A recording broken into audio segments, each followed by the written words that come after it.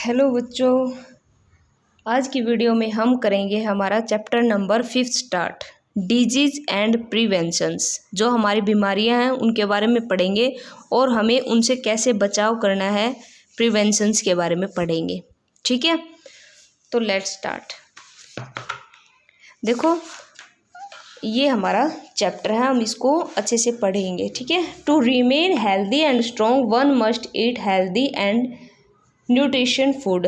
हमें अगर हेल्दी और स्ट्रॉन्ग रहना है तो हमें न्यूट्रिशन फूड लेना है, अच्छा हेल्दी फूड लेना है। न्यूट्रिशन फूड वो क्या होता है कि जिसके अंदर बहुत सारे न्यूट्रिएंट्स होते हैं। न्यूट्रिएंट्स क्या होते हैं ये हम नीचे पढ़ेंगे। The food we eat contain special substance like carbohydrates, proteins, fat, vitamin and mineral. They are called nutrients. Nutrient क्या होता है? जो कुछ हमारी बॉडी के लिए हेल्पफुल होता है या जो हमारी बॉडी को स्ट्रेंथ देता है, मजबूती देता है, उसको हम बोलते हैं न्यूट्रिएंट। और वो न्यूट्रिएंट कौन कौन से होते हैं? Carbohydrates, protein, fat, vitamins and minerals. ठीक है, तो वो फूड जिसके अंदर ये सारे न्यूट्रिएंट होते हैं उनको बोलते हैं न्यूट्रिशन फूड। क्लियर है? आगे है different food have a variety of nutrients. हर एक फूड में अलग अलग न्यूट्रिएंट्स होते हैं। Therefore we should eat various food items so that our body get all type of nutrients. तो हमें अलग अलग टाइप का खाना खाना चाहिए ताकि हमारी जो बॉडी है वो उसको सारे के सारे न्यूट्रिशंस मिल सके। अब हम पढ़ते हैं डेफिशिएंसी। डेफिशिएंसी मतलब कि क्या बीमारी होती है, क्या कमियां होती हैं, वो कैसे होती है। Deficiency of nutrition can causes disease which are harmful to us. Deficiency का मतलब होता है कमी। किसी भी खाने में अगर न्यूट्रिशन की कमी है तो वो हमारे लिए बहुत हार्मफुल है और वो हमारे डिजीज़ का कारण बनती है, यानी हमें बीमार करती हैं। एंड कैन कॉज टेम्परेरी और permanent damage to our health. और वो या तो हमें टेम्परेरी हार्मफुल कर सकती हैं या डैमेज कर सकती हैं या परमानेंटली भी डैमेज कर सकती हैं। डिजीज यानी बीमारी क्या होती है? इज एन अब नॉर्मल कंडीशन। अब नॉर्मल मतलब एक जैसे हमारी ह्यूमन बॉडी है, अब हम बिल्कुल ओके हैं, अगर कोई बीमारी नहीं है तो उसको बोलते हैं नॉर्मल बॉडी। अब नॉर्मल बॉडी मतलब उसके अंदर कोई ना कोई डिफेक्ट हो जाना, कोई ना कोई बीमारी आ जाना। ठीक है, ऑफ वन और more body parts that does not allow the body to function properly. Disease होता है जो हमारी बॉडी का एक पार्ट या और भी बहुत सारे पार्ट होते हैं उसको काम करने की कंडीशन में नहीं छोड़ता या उसको काम नहीं करने देता।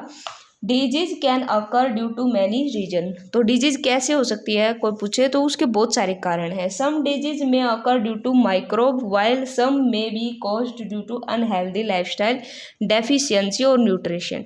कुछ तो हो सकता है माइक्रो मतलब बैक्टीरिया वगैरह से। ठीक है, और कुछ हो सकता है हमारी लाइफस्टाइल अच्छी ना हो, हम अच्छा खाना ना खाएं या अच्छा न्यूट्रिशन ना हो वो खाना ना खाएं।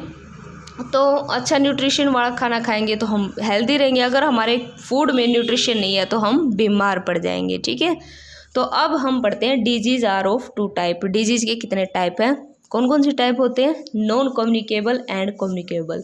कम्युनिकेबल होता है किसी के कांटेक्ट में आने से। ठीक है, तो या तो वो बीमारी किसी के कांटेक्ट में आने से होगी जिसको कम्युनिकेबल बोलेंगे, और या किसी के कांटेक्ट में ना आने से होगी जिसको नॉन कम्युनिकेबल बोलते हैं। ठीक है, नॉन कम्युनिकेबल सबसे पहले है तो उसको पढ़ते हैं। क्या है? These are disease that are not passed on from another person. जो एक पर्सन से दूसरे पर्सन में ना फैले। ठीक है, ये जो नॉन कम्युनिकेबल डिजीज है ये हो सकता है हमारी बर्थ से, मतलब कोई पैदा होता है उसी टाइम से ही प्रेजेंट हो। ठीक है, जैसे किसी का पैदा होता है तो किसी का एक हाथ नहीं होता तो वो नॉन कम्युनिकेबल डिजीज है, मतलब किसी ने उसको ऐसा बनाया नहीं है, वो नेचुरली है। नॉन कम्युनिकेबल मतलब नेचुरली मतलब पहले से होना, किसी के कॉन्टैक्ट में आने से ना होना। ठीक है, फॉर एग्जाम्पल जैसे कि excess intake of fatty food. हमने बहुत ज़्यादा फैटी फूड ले लिया, फास्ट फूड ले लिया और हमने एक्सरसाइज नहीं की तो हमें हो जाएगी ओबेसिटी, यानी चर्बी बढ़ जाएगी। और इससे हमें बहुत सारी दिक्कत हो सकती है। मेनली क्या दिक्कत होगी? डायबिटीज़ हो जाएगा, हमें शुगर हो जाएगा या हमें हार्ट की कोई प्रॉब्लम हो जाएगी। ठीक है, या फिर अगर कोई पर्सन बैड हैबिट हो, जिसके अंदर बैड हैबिट मीन्स बहुत ज़्यादा स्मोकिंग करता हो तो, या फिर कोई ड्रग्स वगैरह लेता हो तो उससे क्या हो जाएगा? बहुत बड़ी बीमारी, डेडली बीमारी, मतलब जो कि लाइफ को ख़त्म कर दे उसको बोलते हैं डेडली डिजीज़। और वो कौन सी होती है? कैंसर। ठीक है। कुछ हमारी नॉन कम्युनिकेबल डिजीज़ हैं, वो होती हैं विटामिन्स और मिनरल की कमी में। तो ऐसी डिजीज़ को हम क्या करेंगे? कहेंगे डेफिशिएंसी डिजीज़। ठीक है। अब हम पढ़ते हैं नॉन कम्युनिकेबल डिजीज़ में आने वाले डिजीज़ के बारे में। तो पहली हमारी डिजीज़ है नाइट ब्लाइंडनेस। ठीक है, अंधापन। कैसे होता है? ये विटामिन ए की कमी से होता है। ठीक है, अगर किसी पर्सन में विटामिन ए की कमी है यानी उसको नाइट ब्लाइंडनेस हो जाएगा। नाइट ब्लाइंडनेस मतलब उसको डिम लाइट में बिल्कुल भी नहीं दिखेगा। ठीक है, इस बीमारी से अगर प्रिवेंट करना है यानी बचना है तो हमें क्या खाना होगा? ग्रीन लीफ वेजिटेबल, हरी पत्तेदार सब्जियां, papaya, mango, carrot, milk, fish, egg और बटर एंड टोमेटो। तो इन सब चीज़ों में क्या होता है? इन सब चीज़ों में होता है हमारा विटामिन ए। ये है हमारी विटामिन ए के बारे में जो हमने अभी फूड पढ़ा था, वो सारे विटामिन ए के फूड इस फिगर में दिए हुए हैं। ठीक है, नेक्स्ट हमारी डिजीज़ है बेरी बेरी एक डिजीज़ है, उसके बारे में पढ़ते हैं। ये कैसे होती है? विटामिन B1, यहाँ पे 1 वैसे नहीं लिखा है, विटामिन B1 से होती है ये। और इसकी वजह से क्या हो सकता है? इसकी वजह से हमारे नर्व सिस्टम यानी जो हमारे पिछले चैप्टर में हमने नर्व सिस्टम पूरा चैप्टर पढ़ा था, तो नर्व सिस्टम आपको अच्छे से पता है कि क्या होता है, राइट? नर्व सिस्टम या फिर हार्ट की कोई भी डिजीज़ हो सकती है, या वेट लॉस हो सकता है, या एपेटाइट होती है भूख ना लगना। ओके, तो ये बीमारियां हो सकती हैं। इस बीमारी से बचने के लिए हमें क्या क्या खाना चाहिए? अनपॉलिश्ड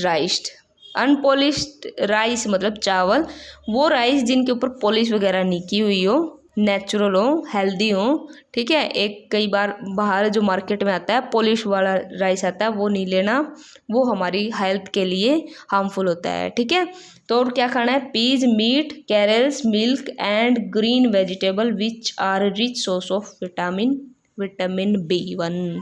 किसका? विटामिन B1 का। ओके, तो देखो एपेटाइट हमें कहा था कि डिजायर ऑफ फूड, यानी नीचे दे भी रखा डिजायर ऑफ फूड मतलब भूख ना लगना। और जो कैरल्स है, कैरल्स का मतलब होता है कि जो हमारा फूड होता है ना, उसके अंदर स्टार्च हो।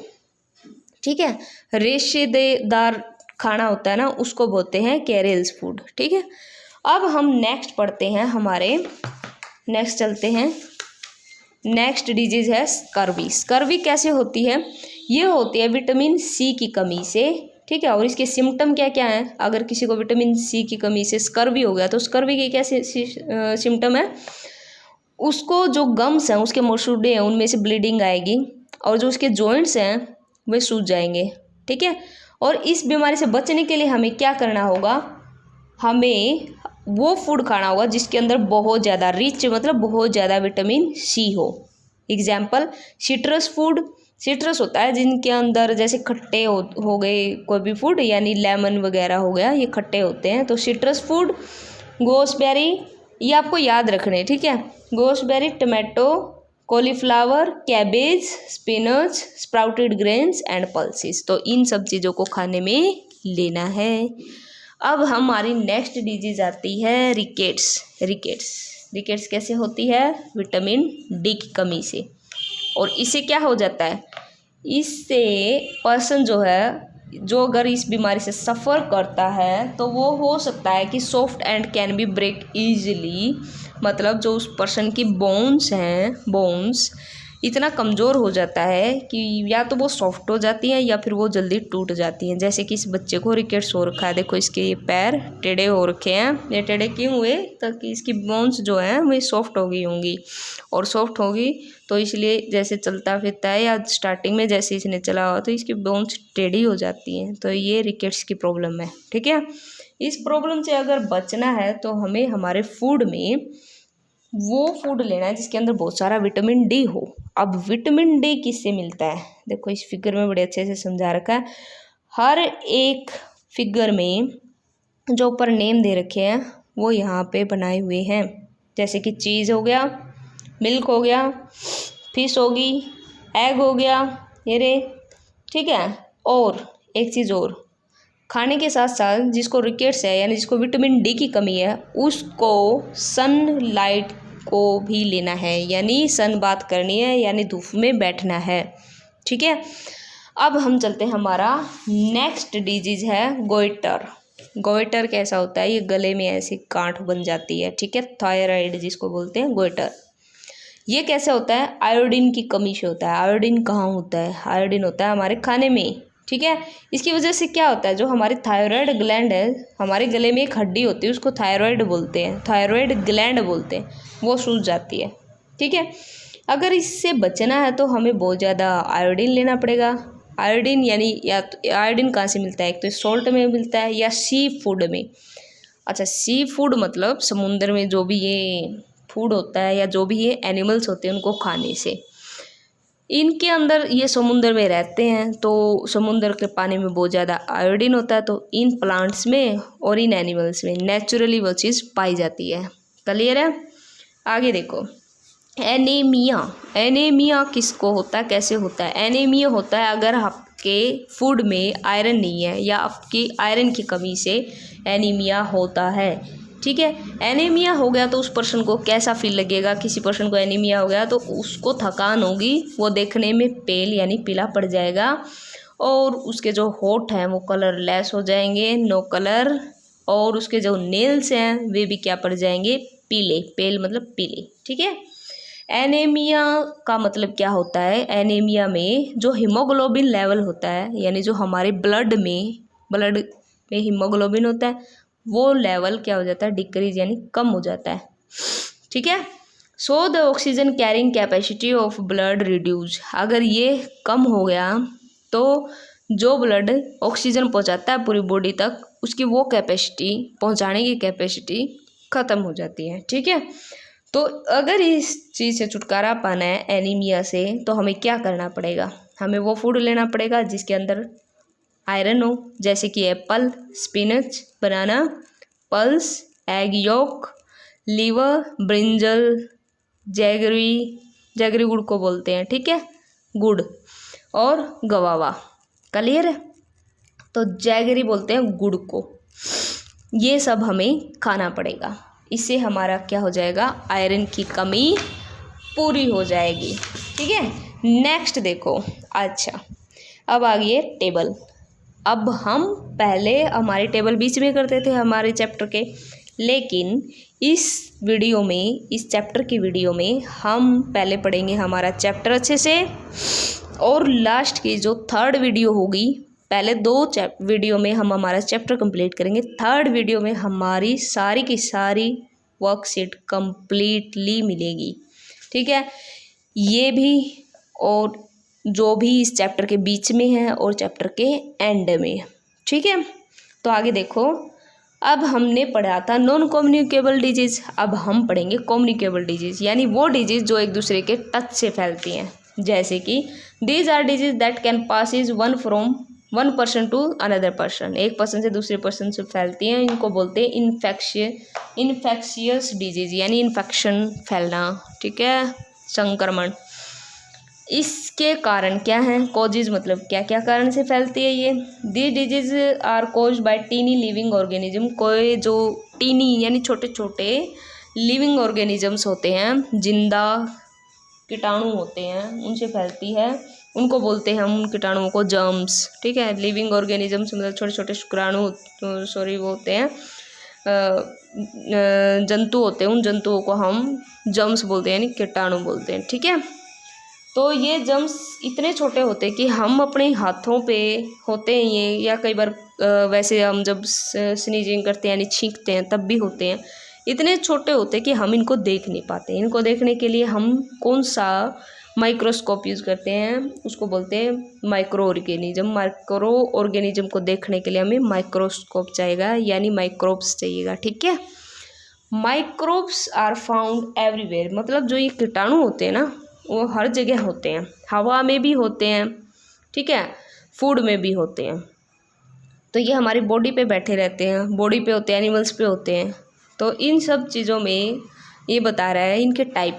ठीक है, जैसे कि कौन कौन से होते हैं ये माइक्रोब्स यानी जर्म्स।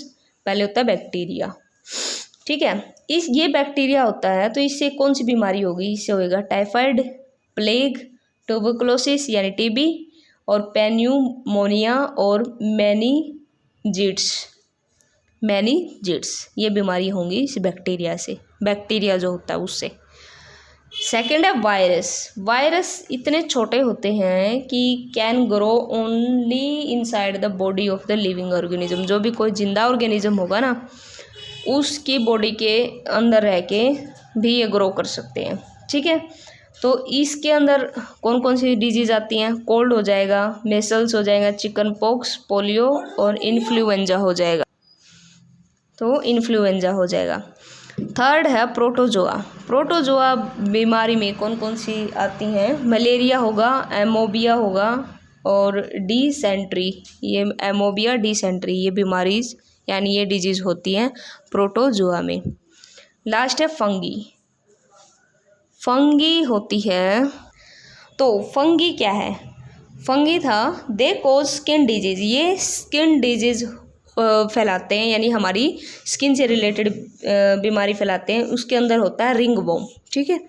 तो ये था हमारी वीडियो का फर्स्ट पार्ट। सेकंड पार्ट में हम करेंगे हमारा chapter complete. Okay, thank you.